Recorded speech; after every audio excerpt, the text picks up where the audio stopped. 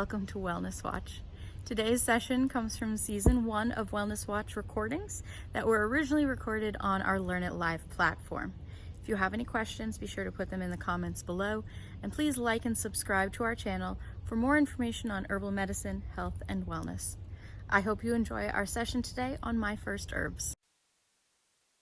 Hello, everyone, and welcome to this week's Wellness Watch. I'm Jillian Karnrick, and I also have Annabelle Shiver here with me today. How you doing, Annabelle?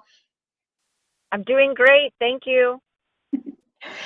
So Annabelle and I are on two different voice lines today, so if one of us cuts out, the other will still be there to keep chatting with you guys while we go today. But thank you for joining us for Wellness Watch, where we get together every week and talk about different wellness challenges and different things about herbs and health and just some fun things as well. Now, for those of you who don't know me yet, my name is Jillian Karnrick. As I said, I run the company The Dancing Herbalist. I have a Master of Science degree in herbal medicine. I am also a nutritionist, certified personal trainer, and exercise is medicine professional through the American College of Sports Medicine. My personal focus when it comes to health and wellness is actually topical herbal preparations, mostly for joint and muscle pain, but also for skin sensitivities and injuries. I do also publish the book, A Beginner's Guide to Wellness, which you can find through Amazon. And if you are looking for customized consultation services with either Annabelle or myself, you can contact us through the Dancing Herbalist website. And Annabelle? Hi, my name's Annabelle Shiver. I love getting together with you every week, Jillian, and doing this. So I am the author of the Conscious Canary Chronicles blog, and I'm an avid raw food vegan adventurist and pharmaceutical injury survivor and a home practitioner of herbal medicine. I love having you here with me every week, Annabelle. I always learn new things from you, and I assume you learn new things from me as well. And we just kind of give each other another perspective to look at all of the healing that we do with ourselves and others. Absolutely. And now, the Dancing Herbalist does have a lot of other free things that you guys can jump on. We do send out a free newsletter every month through email, and you can join that at thedancingherbalist.com. This is information on our classes, our programs, herbal products, as well as additional information on herbal medicine and wellness. You can buy products from the Dancing Herbalist right at thedancingherbalist.com as well. And that's where you can also find information about our consultation services. Now, through Learn It Live, which you've already found your way there if you're listening to this now, we do have a variety of free and paid classes right on Learn It Live. We have a number that are already recorded, so you can go start those at any time that you would like to. And these are mostly on herbal medicine, but also on nutrition, physiology, plant identification, and a variety of different wellness practices. And after these sessions, if you do have any additional questions for Annabelle, myself, or any of the other herbalists that work with the Dancing Herbalist, you can go to our Facebook group, the Dancing Herbalists Herbies, and ask us there. It's the best way to get in touch with one of us. And we have updated our schedule for the next month of 2019 for Wellness Watch. So for April, the first week in April, we're going to be starting having our Wellness Watch at a different time to see how that goes. We're changing times up. So starting next week, our Wellness Watch is going to be at 10 a.m. Eastern Time. And we're going to be talking about what, water, and why. And then on April 10th, we'll be talking about clean eating. April 17th, we'll be looking at options beyond meat. And on April 24th, we'll be looking at something sweet, where we talk about different sweeteners and sugars and alternative sugars and things like that. So Annabelle, I'm really looking forward to having you for those. Is one of those one that you're really looking forward to?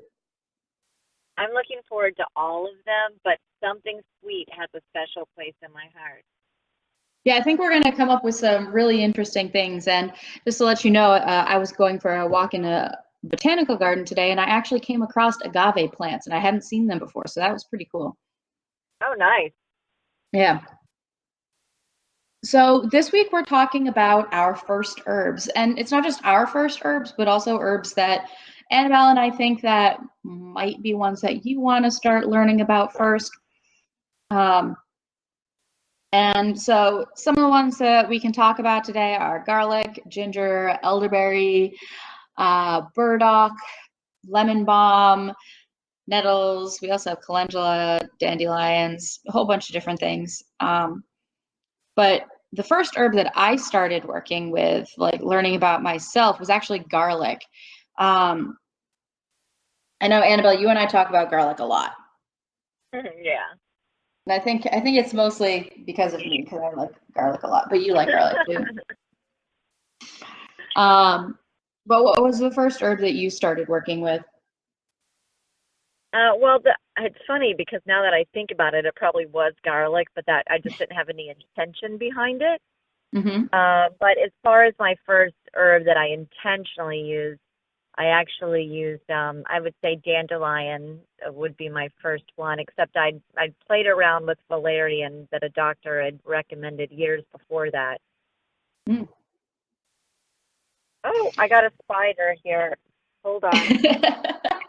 Well, I'll talk a little bit about my experience with why I started learning about garlic while you deal with your spider.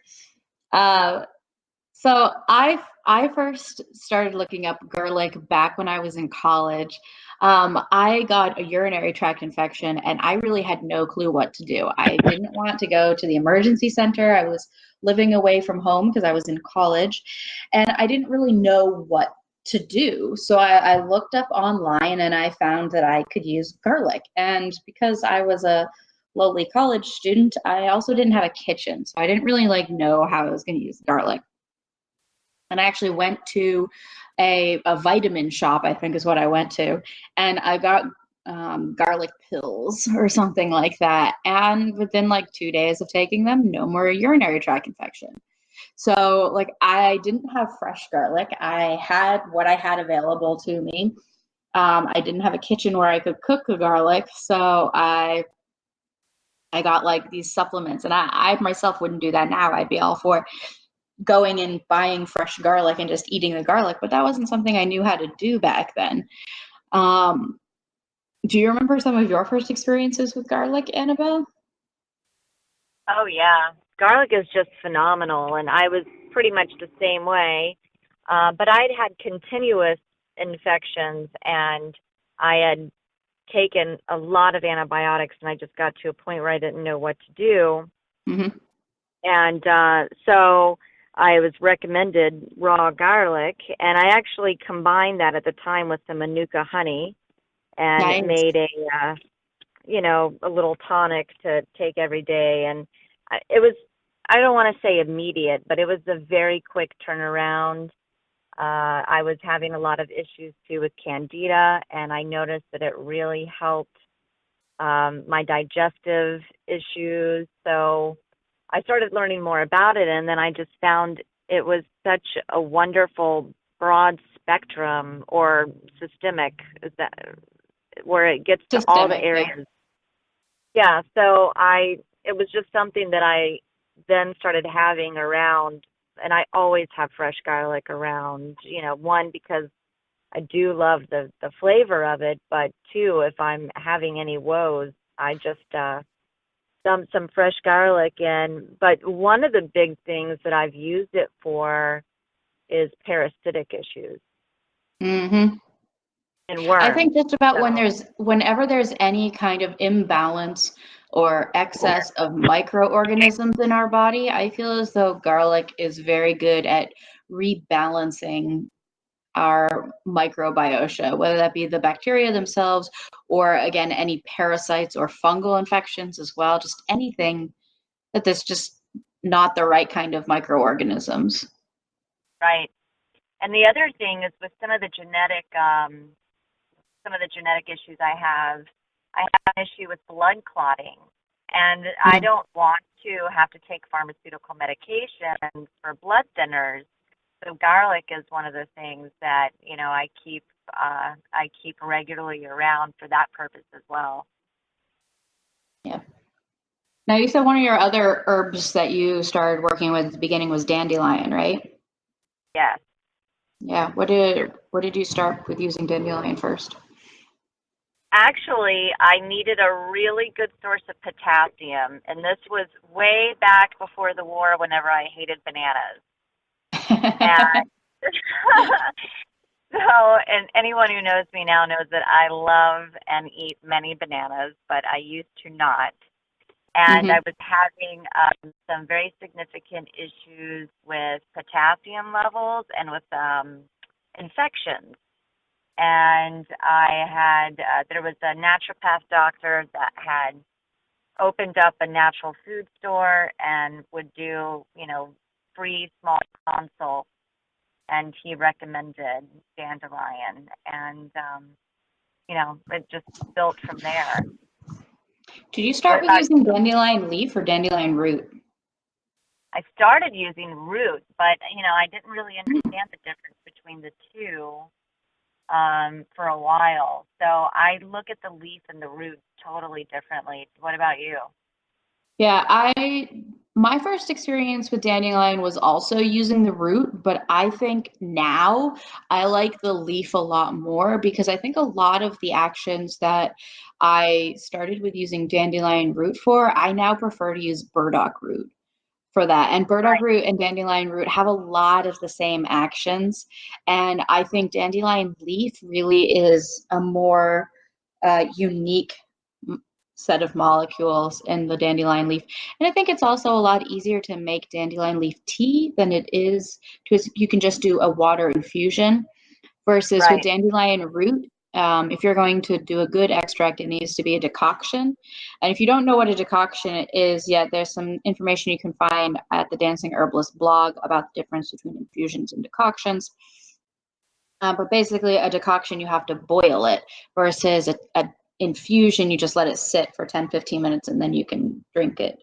Um, so that's why I think Yeah. dandelion leaf is a little bit easier to work with, but generally uh, both dandelion leaf and root are really good at detoxifying the body. And I generally think that dandelion leaf works through the kidneys and dandelion root works through the liver, both to detoxify the body, but in different organ systems.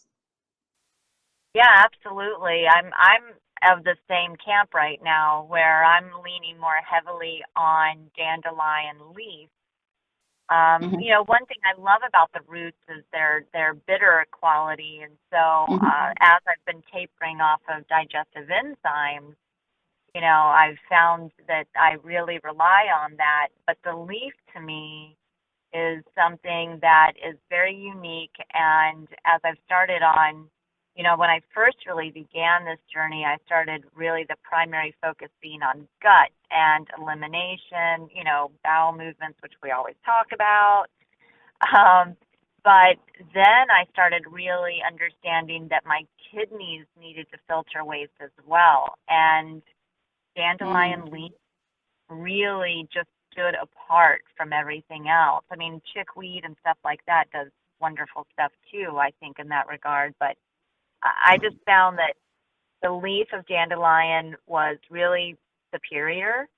And then whenever I learned that the leaf helped me with anxiety and stress levels, because that's one thing I didn't mention in the I guess in the introduction with being autistic, I automatically have oxidative stress issues. So having some dandelion leaf just kind of helps me keep that anxiousness, in balance. Yeah, I think for a lot of people that reach for dandelion leaf, they're going to find small things like that just because dandelion leaf is so high in micro minerals, just like a bunch of the other herbs we're going to talk about. Um, but like getting those micro minerals makes a huge difference because most of us will never get them because they're not in our normal fruits and vegetables unless you're eating like wild leafy greens. And dandelion leaf is a wild leafy green, Right. which you Yeah, can eat too. So, it's really amazing, what we miss out on if we don't have herbs kind of incorporated hmm. into our daily lives. I mean, like you were saying, something like dandelion leaf and some of these other herbs, I mean, they all are amazing and they're all right, but some of them are just so amazingly nutritive, Yep. you know, and I feel like as, you know, organic beings that, you know, we're supposed to have these. These are what our ancestors not just made medicine out of. This is what they ate. No, exactly. And my favorite nutritive herb is stinging nettles. And if you folks don't know stinging nettles, this is the green leafy plant that's on the bottom picture down here. I'm assuming most of you know dandelion in the middle here and garlic up at the top. But stinging nettles is a delicious food plant, and like it grows everywhere. It's just Yeah, really annoying to harvest. yeah, I love nettle. I have nettle, I think, just about every single day. I have nettle in my life. Oh, that's lovely. Having severe allergies and having mastocytosis, which is a dysregulation of mast cells. A lot of people that have that have allergic food reactions and things of that nature.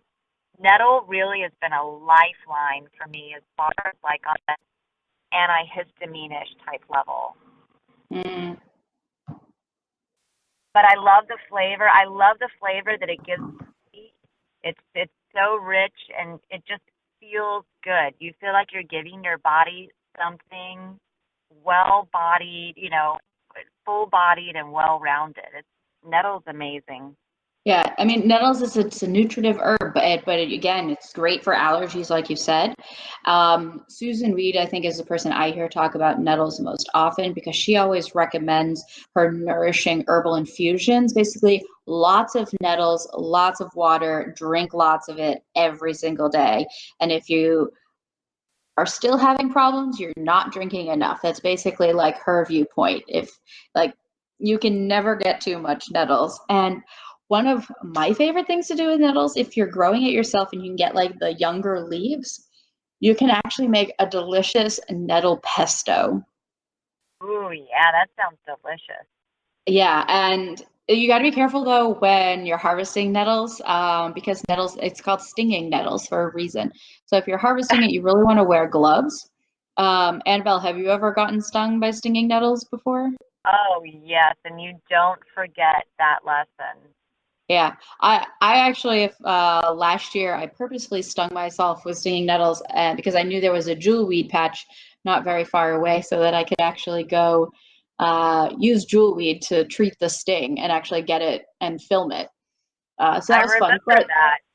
yeah, you were with me. That's right. Oh, how time changes us. But that sting of nettles is also actually used as a medicinal action because it really encourages circulation. And even though it stings, it can actually help relieve chronic pain.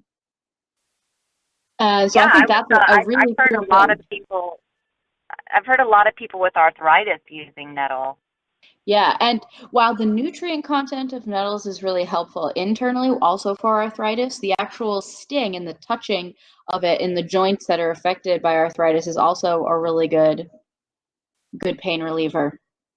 Mm. But really, my two favorite pain relieving herbs are ginger and cayenne. We're not going to really talk about cayenne today because we talk about cayenne all the time. But ginger, I think, is a really great herb for pain relief, but there's so many other things it can be used for. Ginger is just there's just no way to describe ginger. It's another one of the things that I always have around. I use it on almost on a daily basis. Again, with Mm, having the blood clotting issues, that definitely helps with the circulation and having thyroid issues where I have low body temperature. This is why I have things like garlic and ginger and cayenne because it helps me regulate my body temperature. definitely. But the other thing I love to do with it is having a ginger tincture, and I put a little bit in my water, and I clean my mouth with it, and it's helped my oral health amazingly.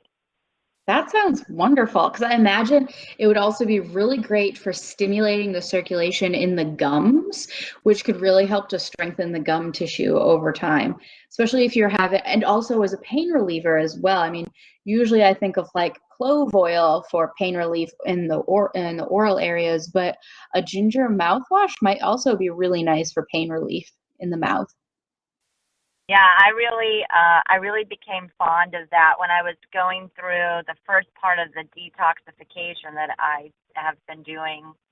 I had a lot of gum bleeding and a lot of Hmm. pain and sensitivity, and that's where I started using the ginger tincture in some, room temperature water and just swishing it around in my mouth, and it was amazing. It made a difference almost immediately. I love That sounds great. cloves and things of that nature too, but I don't know, ginger just has a really special place in my world. Yeah. So But ginger, you have allergies to ginger. well, I've recently been trying to see if I actually have allergies to ginger or not. It's debatable. I might have allergies to ginger. Um, But when I'm using ginger, I mostly use it topically for pain relief. But also, it's a great circulatory stimulant. But most people, when they think of ginger for medicine, don't necessarily think of its circulatory and pain relieving. They usually, I think of it for like nausea, because that's another really common use of ginger, is Oh having yeah. ginger tea for nausea. And ginger is also considered to be an herb that's safe to use during pregnancy. So morning sickness, ginger is really the herb to reach for. But the other real big thing that I recommend people use ginger for is for colds and flus. Yes. Uh, and that's also because of its really good ability to raise the body temperature, because really how we can fight off colds and flus using our own body mechanisms is to raise our body temperature so that the bacteria or the virus, whatever our infectious agent is in the body, will actually die off because our body temperatures are too high. Right. Yeah, I it's a think, wonderful stimulator for sweating, and this yes. winter I've been sort of toying around with a few different things because here in the northern east area of the US it gets really cold, Hmm. and with low body temperature I can't sweat during the winter, and which, is crucial to vitality and wellness actually is sweating.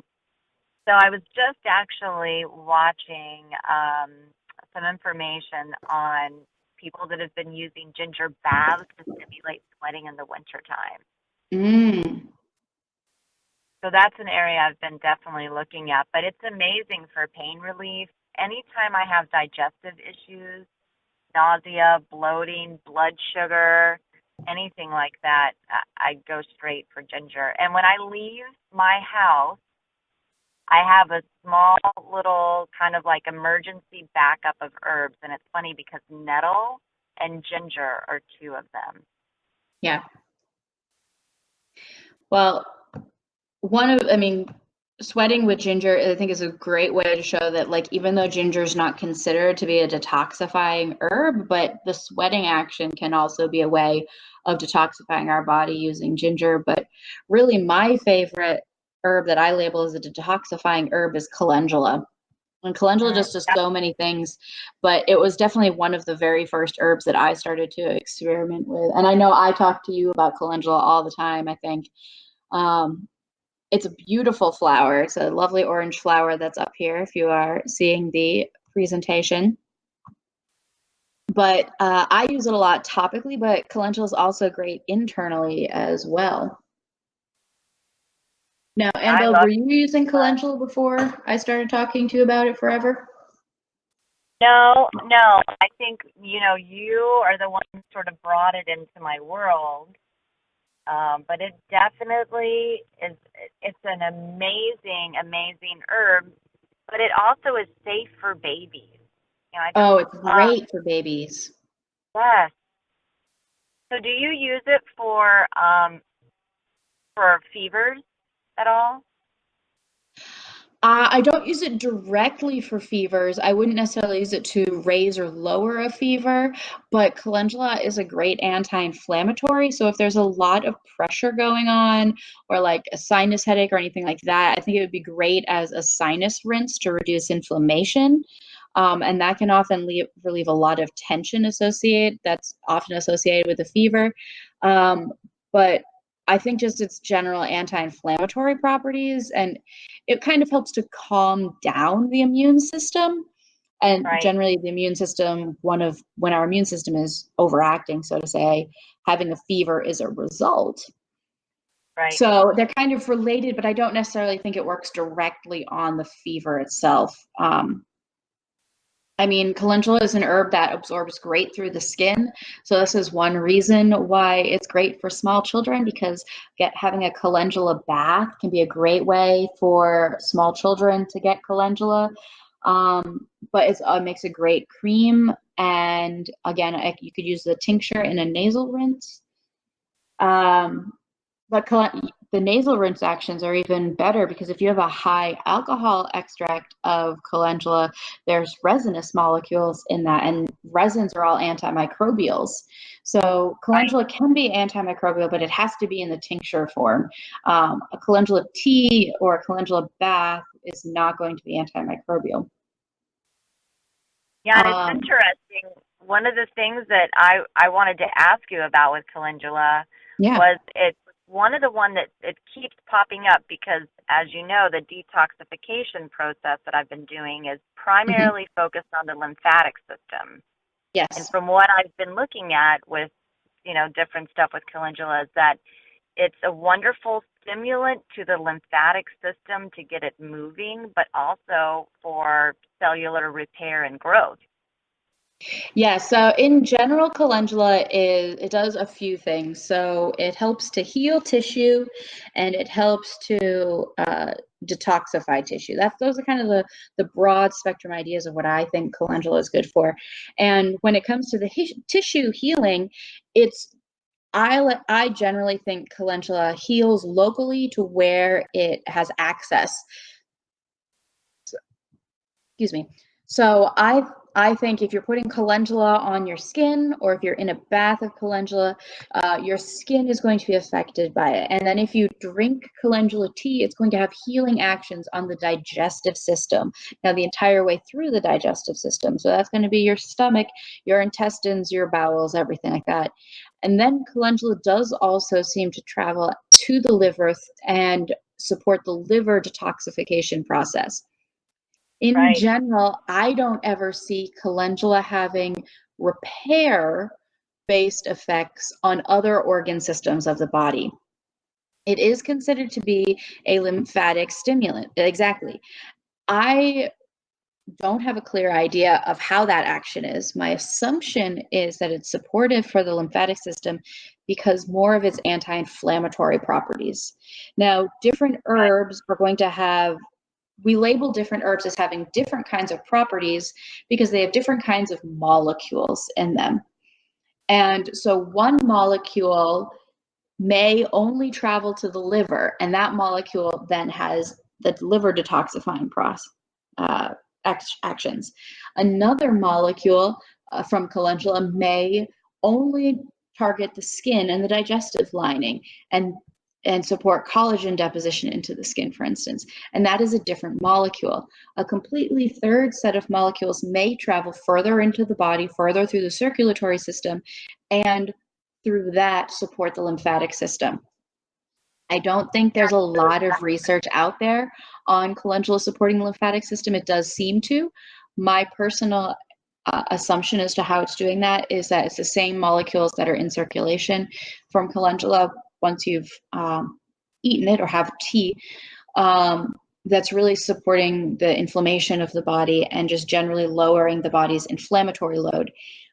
When we're really inflamed, I think our lymphatic system has a really hard time for the fluids to move through our body, because in order for the lymphatic system to move fluids, we have to physically move our body. And if we're inflamed, it's uncomfortable to move our body a lot. So I think those kind of go hand in hand in the anti-inflammatory actions of calendula supporting the lymphatic system. yeah, it's really fascinating that horizon for calendula. I've often thought about. I see a lot of a lot of people that with their babies that have thrush or that have diaper rash, and of course, instead of leaning on something like talcum powder, Hmm. I would just, I would really advocate for people that have small children to make sure they have calendula available. Even I know that a lot of people in my family have eczema, and I've thought, a calendula bath with eczema would be amazing. Definitely. And because again, calendula is a great anti-inflammatory, and most eczema is a skin inflammation, so help with that. And then because calendula is also good at encouraging skin repair, that also is going to help with any rashes on the skin as well. And especially for like diaper rash and that sort of thing for babies, calendula can be great. Um, and before I forget, because I keep thinking about babies with calendula, but we did talk about garlic before. And one thing that I think you can definitely use garlic with babies too. And it's often like passed over that you can do this, but babies, the skin on their feet is very thin. So you can actually take a clove of garlic and use it as an antimicrobial by rubbing it on the bottom of the foot. And the baby will then absorb the garlic that way. So they're not eating it. I mean, they can absorb garlic through breast milk as well. But really, garlic can be a great antimicrobial for very small children as well by using it that way.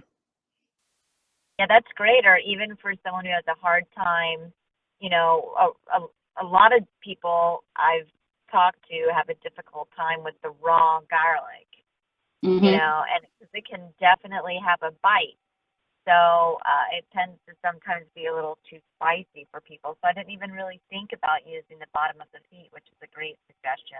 Yeah, I think generally adults have a little bit thicker skin, but I'm sure it still will work. You just may need to kind of like, I also like to crush garlic and then soak it in oil. I think some of that bite goes away with the oil infusion. But yeah, there's a lot of possibilities with that. But there's other Yeah, really great antimicrobials we like to work with as well. And I think especially for like colds and flus, I think both you and I can agree that elderberry is the one to go for. yeah. Elderberry, again, is something that I always have, and I use it on an almost daily basis. Um, it's mainly because of its modulating effect on the immune system. Mm. So it's really hard to tell sometimes if you have an overactive or underactive anything, thyroid, immune system, what have you. Hmm. So I'm always on the hunt for things that modulate, even digestively, Can you modulators describe like what modulate means for everyone? it in my description, it means bringing things back into balance. So if you're overactive, it'll bring you back down into balance. If you're underactive, it'll bring you back up into balance. So that's what I think about with modulators. I look for modulators everywhere. That's how I found pectin because, I wanted to modulate. I wanted my own body to work along with an herb or a natural food to get in the balance that it needs to be in. But elderberry is not only is it amazing, but it's delicious too. It is. It's so good. And if you're lucky enough to be able to find it wild, um, it's it's pretty easy to harvest as long as you get to it before the birds do.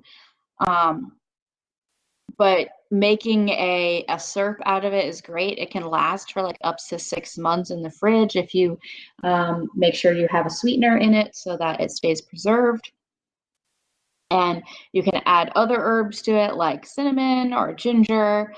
Um, but I really like elderberry because it is considered to be an antiviral as well. So it's not just that it's balancing our system, but like when there is a very clear infection, it can actually help to actually kill off the virus.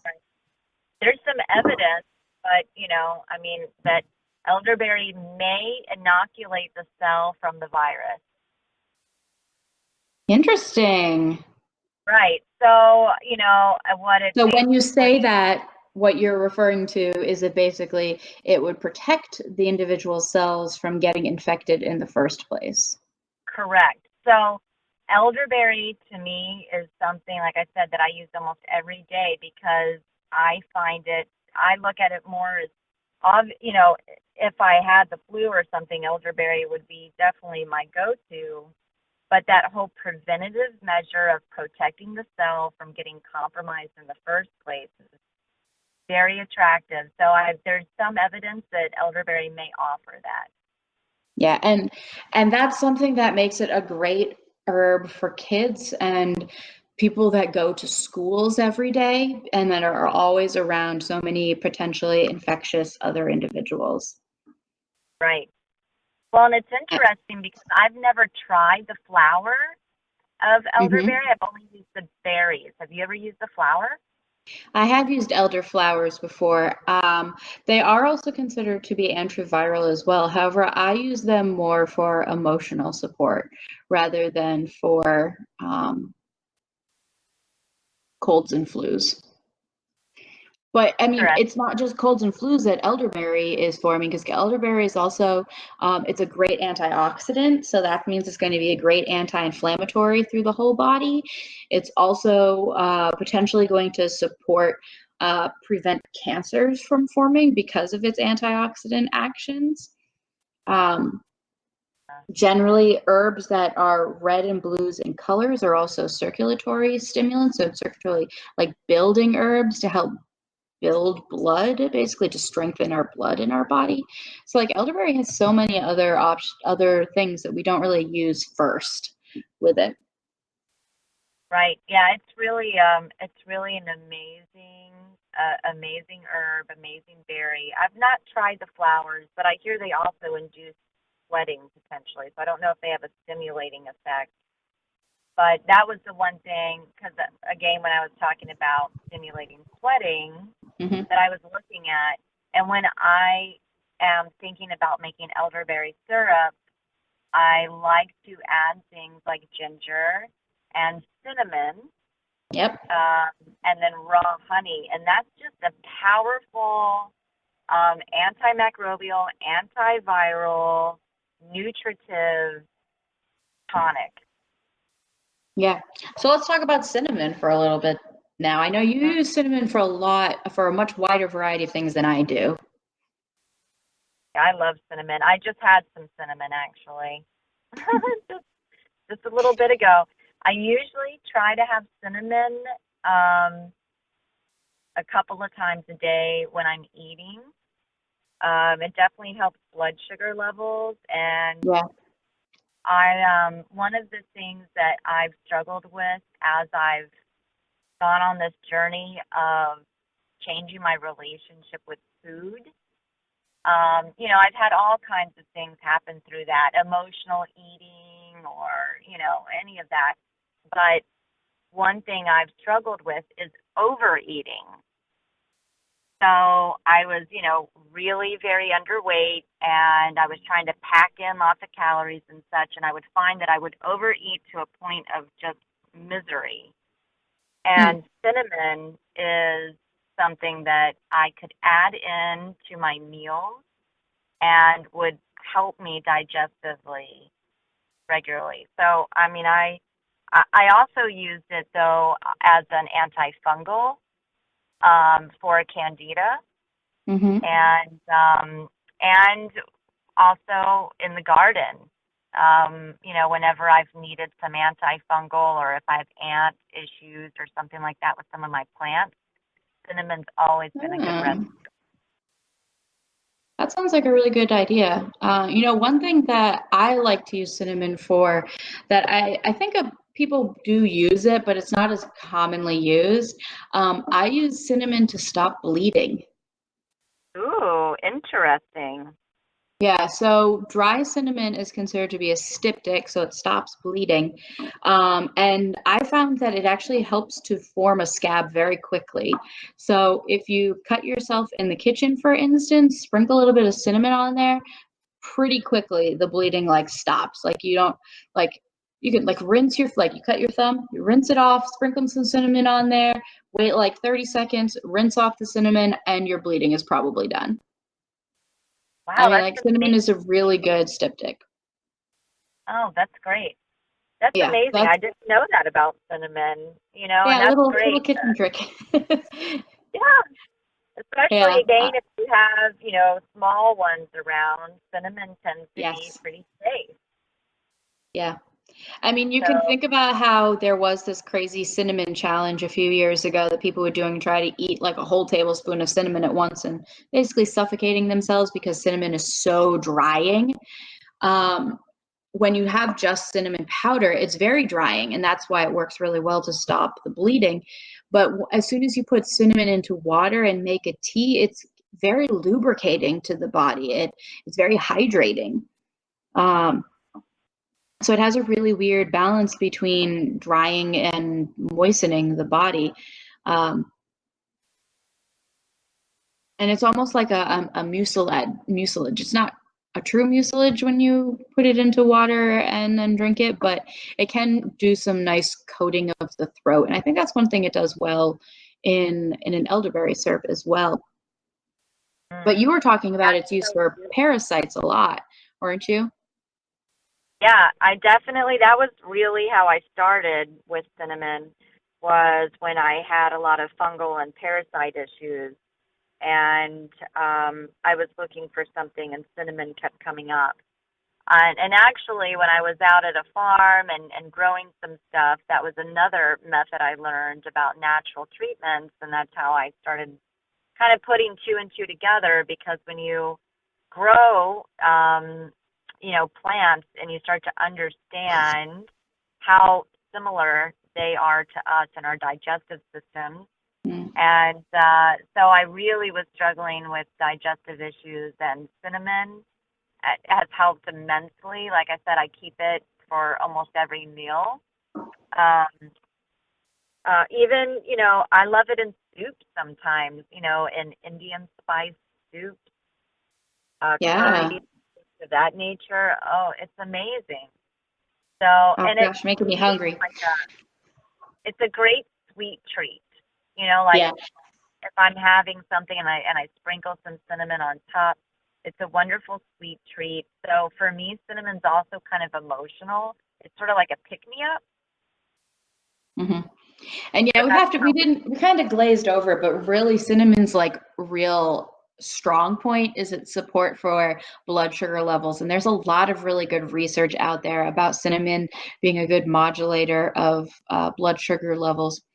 We were talking about all these different digestive support actions that cinnamon has, but rosemary is also a great one that we have in our kitchen for digestive support. Yeah, rosemary again. It's like every one of these that we talk about is just so amazing. Yeah. So it's like, oh, it's so amazing, and I have it all the time. And rosemary is another one that I have regularly. Hmm. When I was first injured, I had a severe neurotoxic reaction, and I had a lot of memory loss. I had a lot of brain fog. I had a lot of very blurry vision. Basically, just the upper part of my body, was really under assault. And rosemary has been amazing for me as a brain tonic. Yeah. But I mean, digestively, I mean, it's amazing. It helps us break down fats and starches. definitely. I mean, that's why we put it on our potatoes. I mean, you think about like what herbs do you put on foods? Generally, the herbs we commonly put on foods encourage us to eat those foods more effectively. Right. They're there for a reason. And again, it goes to that, really for having herbs in our life. Some people, I think of it as just medicinal, but, they're usually paired. I mean, think about whenever you have a, potato soup or something like that, it's pretty common that you would have rosemary in there. Yep. And I just always think of like roasted vegetables mix, especially if there's potatoes in there. They're always going to have rosemary and garlic on them. It's just like the standard. Maybe you'll also have a little bit of sage, but yeah, but rosemary is also a really common herb to use on meats. Now, I know you don't eat meats, Annabelle, but rosemary is commonly used on meats for marinades because of its antibacterial properties. Mm. Yeah, and Um, I mean, I used to eat meat, and I know that rosemary and red meat go together. Like, you know, they're mhm, they're wonderful together. yeah. And just tying a But nice little rosemary sprig into your meat when you're baking it can be very nice. yeah, and one thing I really started looking at with rosemary was so since I've been doing a program for cellular repair, one of the issues other than toxemia that I've struggled with is hypoxia, which is getting enough oxygen to the cells. And one thing that rosemary seems to be able to offer that, there's some evidence that it creates it improves the cellular uptake of oxygen.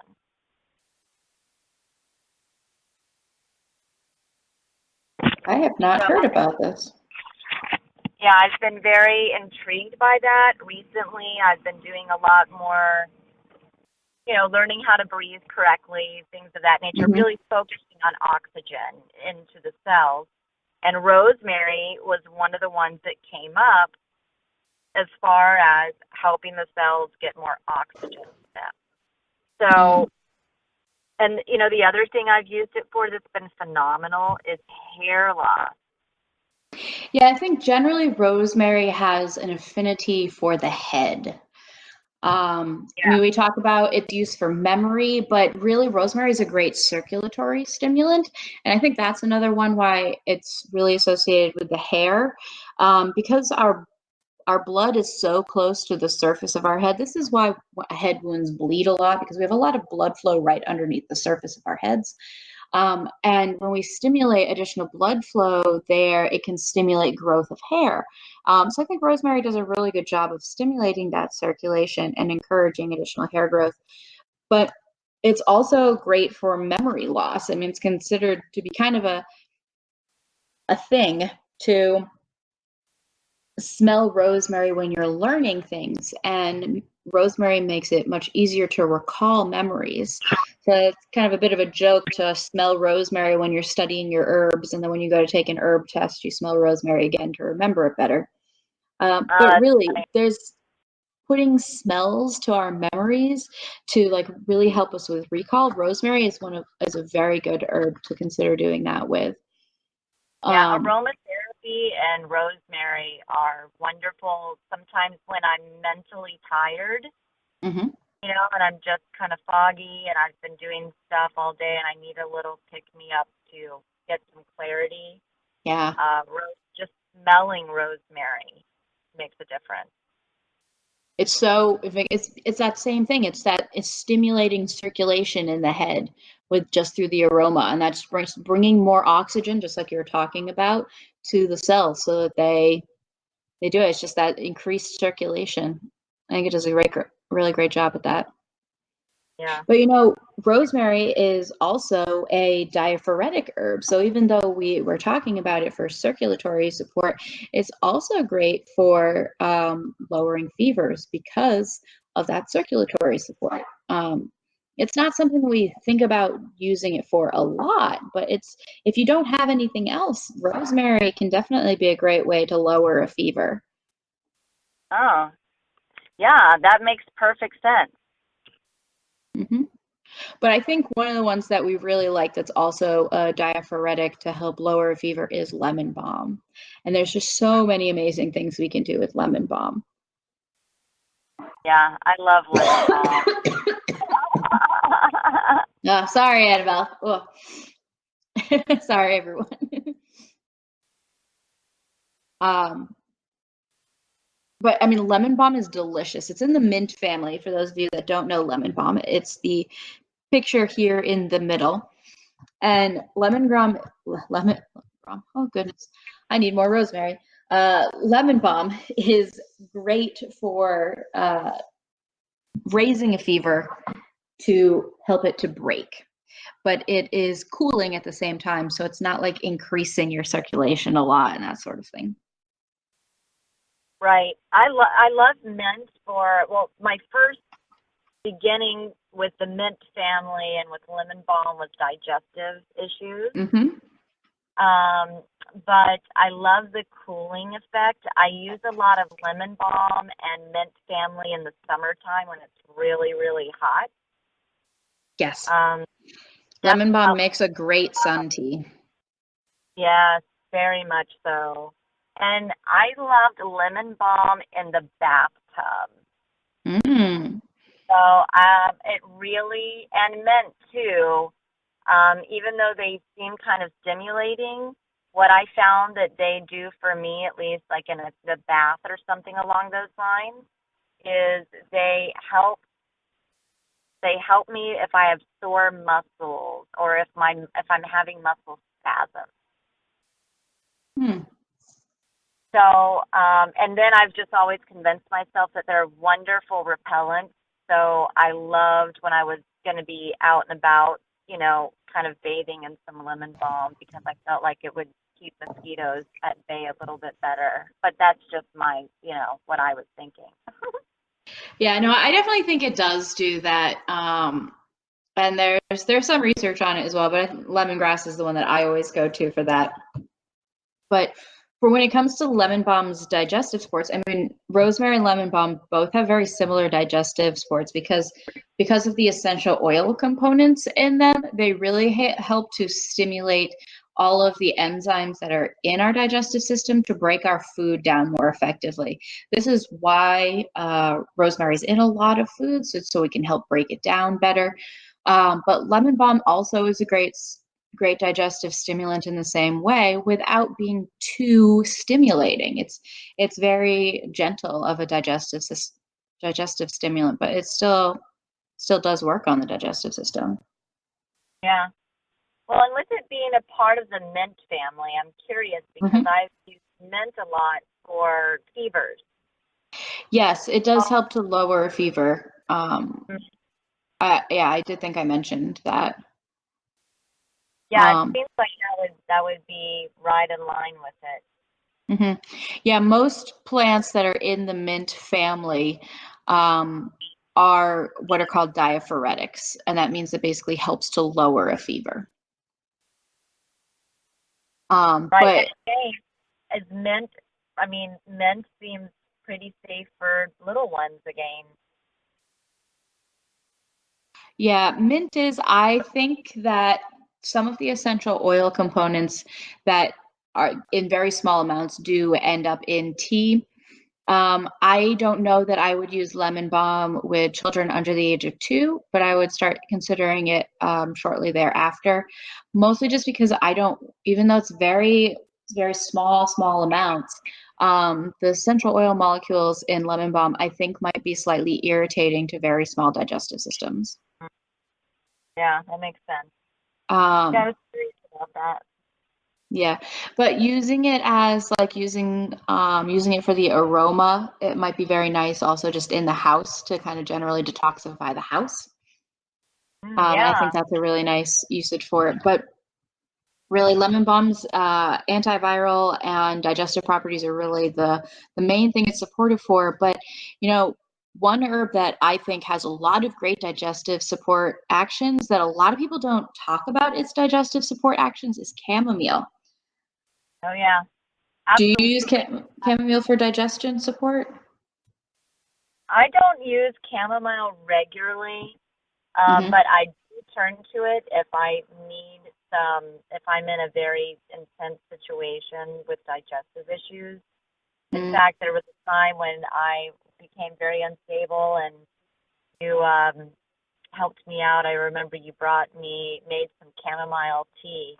And I was yeah. my digestive was I was having so many spasms and in so much pain, and it was amazing how it just was almost like an instant calming, cooling effect, and Yeah, I I mean, love chamomile. The smell of it, everything about it's phenomenal. so chamomile, most people think of it for relaxing. It's a nervine. It calms our nervous system. And so people think of it for sleep, and that's where people use it. I mean, it's great for sleep support. It's also great for children for sleep support.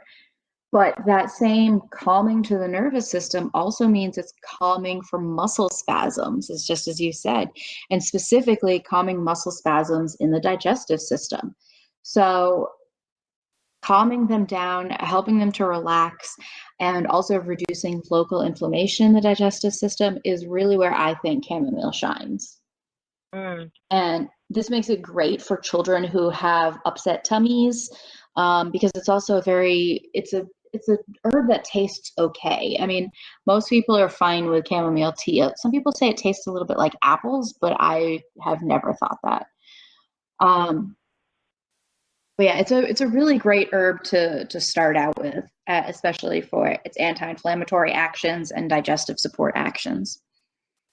Um, yeah, and I've also used it for sleeping, yeah, for a sleep aid. and with that, I definitely prefer chamomile tea, and I think also the warm tea is kind of nice and calming, and like the ritual of having tea before bed kind of helps us to relax a little bit. I think Mhm. all of those things together really is what plays into chamomile and its sleep support. Right, absolutely. You No, just it's a have to wonderful way to remember, close out the day. yeah, just have to remember if you are having tea right before bed, if that's going to cause you to wake up in the middle of the night to use the bathroom. So that's just something to consider because there are other sleep support herbs that you might not need to have in tea. Um, Right. but we've been talking about some great herbs today. We've actually talked about 10 different herbs already, Annabelle.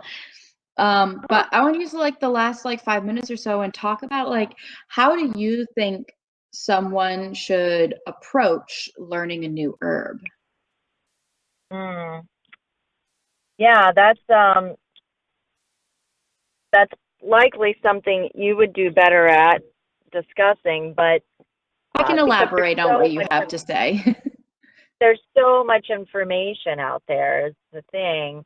But I would say really learning the basics of the preparation and Yes. learning what herbs are very common that don't seem to have, side effects and things associated with them.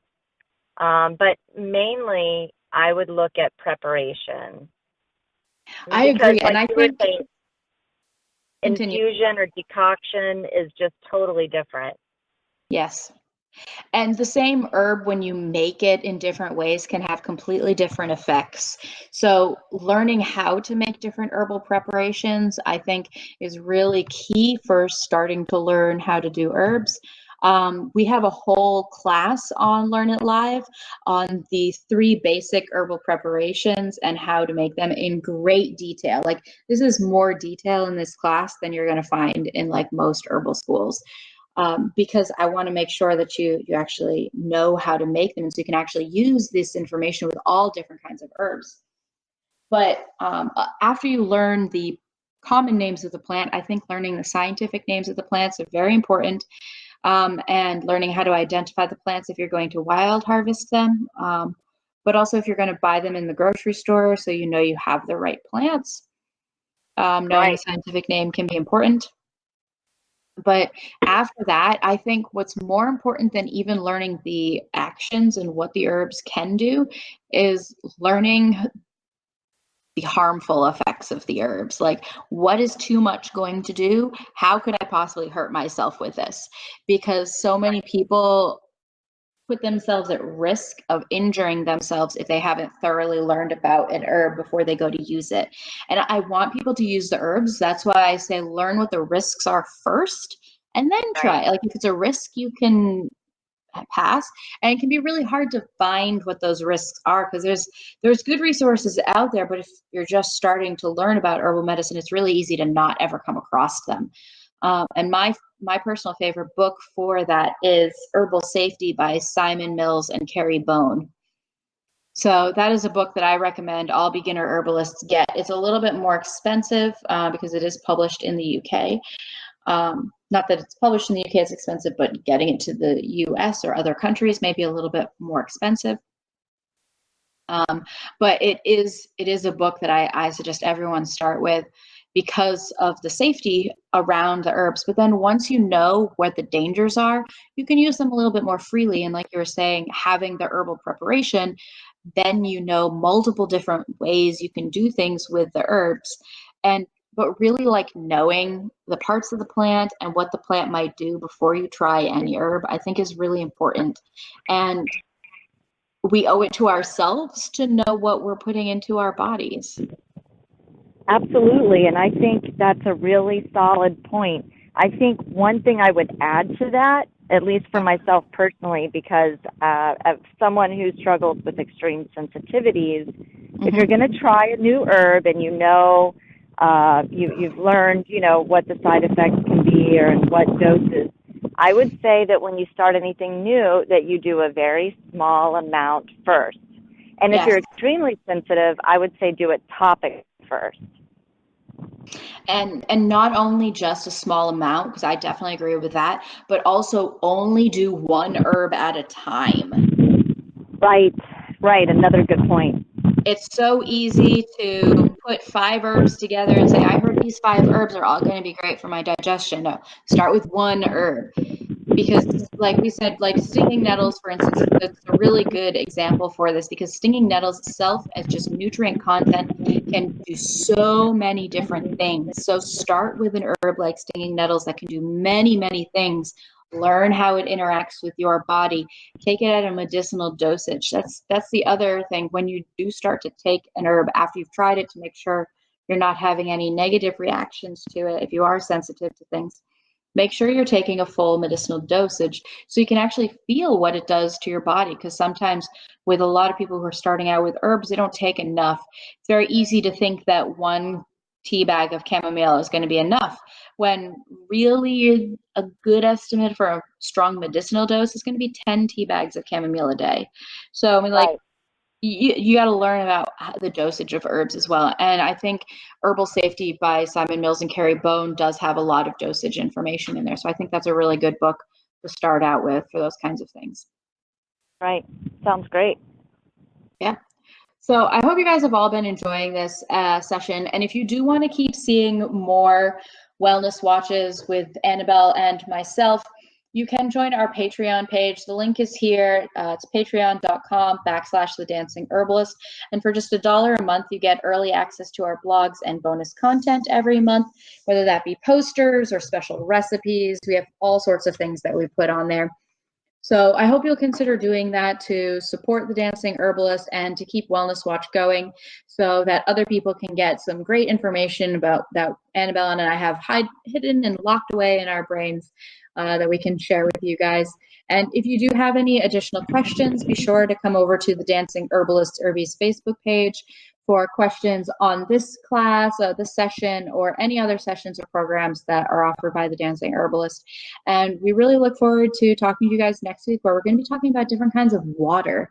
And that may sound like kind of like a boring topic, but there's so much out there to talk about when it comes to water. And I know, Annabelle, you and I are both pretty picky about our water. I mean, I think you so more than me, but we both have a lot to say about water. Yes, absolutely. That'll be a great talk. Yeah. And so it's been lovely seeing you all this week, and I hope you have a great rest of your week. Yes, you Bye-bye too. now. It's great checking with you guys. Thanks. Yep. Bye.